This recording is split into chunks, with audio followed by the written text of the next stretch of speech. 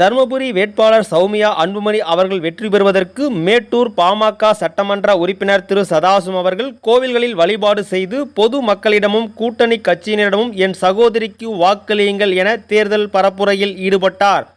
தருமபுரி பாராளுமன்ற உறுப்பினர் சௌமியா விருச்சிகராஜ். தருமபுரி பாராளுமன்ற உறுப்பினர் சௌமியா அன்புமணியாக வேட்பாளர் பொறுத்தவரைக்கும் தமிழ்நாட்டிலே நம்பர் 1 வேட்பாளர் என்னோட சகோதரி சௌமியா அவர்கள்.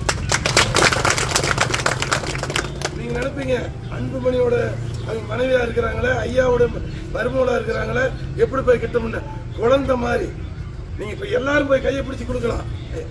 நிறைய அறிவாளி, படிச்சது, பெரிய குடும்பத்து பொண்ணது, மிகப்பெரிய ஒரு உன்னதமான எளிமையான நடந்துகிற சகோதரி.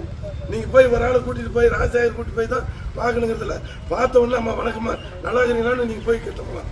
ஐயோ எப்படி போய் நிக்கிறது, எப்படி எல்லாம் நினைச்சா அதெல்லாம் ரொம்ப எளிமை. அதனால நம்ம வெற்றி பெறுவோம்.